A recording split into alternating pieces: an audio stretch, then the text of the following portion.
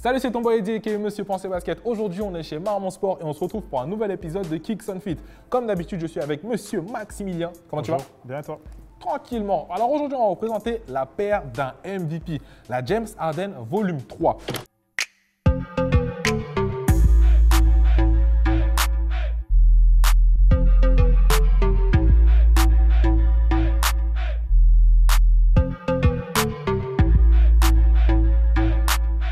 Commençons par le design. Qu'est-ce que tu peux nous dire sur le design de cette paire, Max?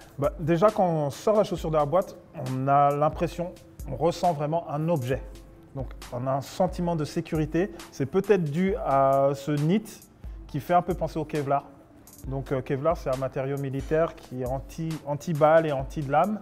Mais bon, ça n'est pas du Kevlar, c'est vraiment du knit. On a aussi une bande élastique sur le maintien de la cheville. On a des renforts juste devant, au niveau des orteils notamment, pour toutes les tractions, les frictions, ce genre de problème. La chaussure, le modèle de la chaussure s'appelle Cosmos. Le modèle du make-up s'appelle Cosmos. Pourquoi Cosmos? Parce que c'est là que James Harden envoie ses adversaires directs sur ses crosses. Or he could drive on you. À ce qui paraît. Il les jette en l'air et retombe dans l'espace. À ce qui paraît. Il le prouve assez souvent sur ses step back et sur ses prises de position et sur ses pénétrations. Donc on va quand même pas lui enlever ça. On va pas lui enlever ça. It's down to three. Harden steps back, fires, that's the game. Westbrook is on the bench right now. Harden in there with a dance. Ils auraient pu appeler la chaussure défense, mais bon, le trou noir. Ça, c'est autre chose. Le Cosmos, trou noir, ça, c'est soit sa autre chose. défense, soit son attaque. Knock it off. Knock it off. Knock it off. Un gros 13 en chiffre romain. 13 comme quoi? Le maillot de James Harden, le numéro de James Harden. Bravo. Ah, On a révisé. il y en a là-dedans. Des petites croix par rapport toujours au thème Cosmos. Ça fait penser un peu balistique, ces cibles de l'armée américaine, ce genre de choses. On les retrouve partout. Chose que j'aime un peu moins, c'est la signature de James Harden sur l'élastique. C'est stylé. Voilà, Lego et couleurs. Ouais, c'est stylé. Voilà. J'aurais préféré là, plein milieu du truc. Mais bon, après chacun ses goûts. Une semelle un peu camo digital, digi-camo et surtout le gros logo de James Harden au niveau juste en dessous du talon. Et on le retrouve aussi sur la languette. Et puis les 3 bandes si chères à l'équipementier. Bien évidemment, comme d'habitude. Juste un petit détail, on va parler d'un petit peu des détails. Il y a le terme Lucky à l'intérieur. Lucky, c'est l'association que James Harden a pour les jeunes de Houston, où il les envoie à l'université, c'est en fonction des notes, etc. Donc c'est pour ça qu'ils ont mis Lucky à l'intérieur. J'avais entendu aussi une histoire sur ESPN, une interview de James Harden où sa mère l'a surnommé Lucky parce qu'il il y avait un problème de fausse couche ou je sais plus quoi. Et du coup, elle a surnommé Lucky. Je ne sais pas si dans le storyline, c'est par rapport à ça. C'est sûrement ça. Et c'est sûrement le surnom qu'il a eu quand il était plus jeune et qu'il a redonné à sa fondation pour transmettre, parce que les Américains sont très dans le giving back. Et donc, par rapport aux amortis, par rapport à l'amorti de cette paire, qu'est-ce que tu peux nous dire par rapport à ça? L'amorti, comme sur la volume 2, en fait, on a le système Boost si cher à la maison Adidas sur toute la longueur de la chaussure. Mais comparé à la volume 2, en fait, il est beaucoup plus épais au niveau du talon et un peu moins à l'avant du pied. Pourquoi? Pour avoir un meilleur amorti et surtout rester plus proche du sol sur ses changements de direction. Parce que monsieur est assez connu pour ses crosses. Et du coup, tu parlais des motifs de la semelle. C'est supposé être quelque chose de super innovant. Moi, j'ai l'impression que c'est quelque chose qu'on a vu depuis des années, même des décennies en basket. Mais c'est une méthode très éprouvée parce que la traction est bien meilleure que sur le modèle précédent. Et une vraie accroche quand on est sur un terrain propre. Dès qu'il est poussiéreux, un peu comme la plupart des paires. Non. Par exemple, la James Harden 3. Volume 2. Volume 2, oui. Elle était, tu l'avais essayé d'ailleurs. On les avait essayés en même temps qu'une pique.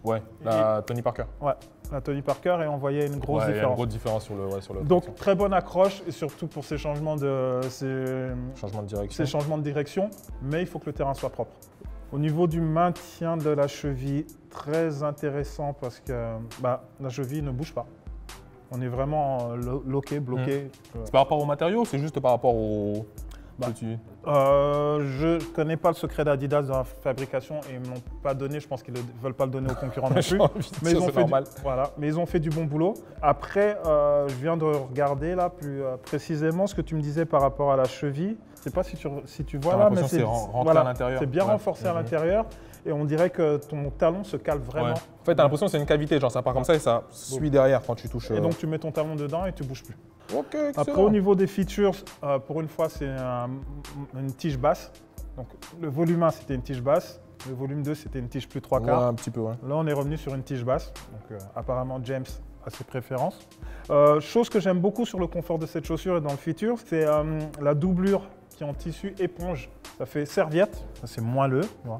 C'est tranquille. C'est bien dans ta chaussure. Voilà. Et pour les gens qui transpirent, ça peut être un plus aussi. Très bonne surprise sur cette James Harden Volume 3, c'est le sizing. Au niveau de la taille, on sait que c'est toujours particulier chez Adidas. Ouais. Ça correspond à un sizing à la Nike. Donc les gens qui sont habitués au Nike n'auront pas de problème à passer chez Adidas parce que c'est exactement le même sizing. Du coup, tu parles, là c'est sizing, il faudra regarder du coup la taille US. Oui, la taille US. D'accord. Donc si je fais du 12 US, je prendrai du 12 US. Je prends du 12 US. D'accord. Ouais. Mais je ne me réfère pas à la taille FR. Non, absolument là, pas. Là, c'est encore un autre step. Ok, bah, tu sais quoi? J'ai envie de la tester. Ouais. Donc ce qu'on va faire, c'est qu'on va passer à la phase de test.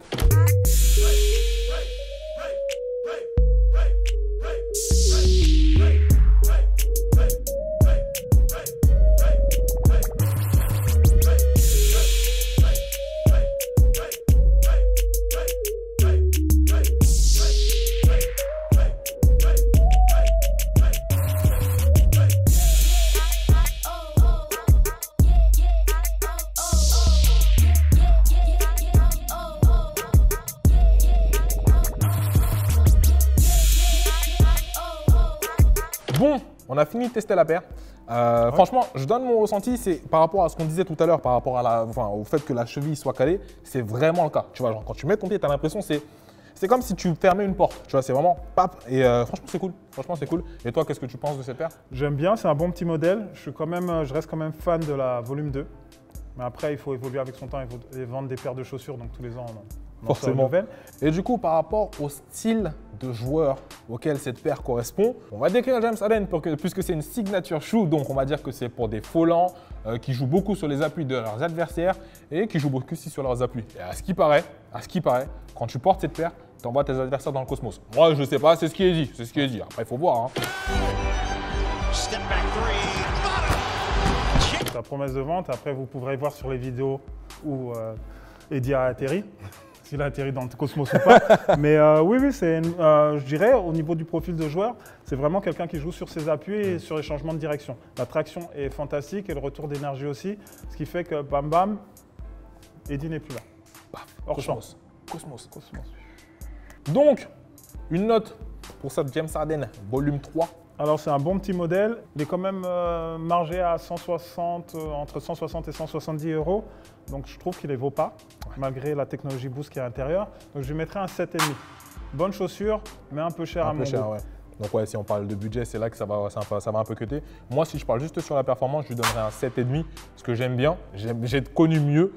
J'ai eu des meilleures sensations avec la volume 2. Maintenant, voilà, 7 c'est pas mauvais. 7,5 plutôt, c'est pas mauvais. Donc ouais.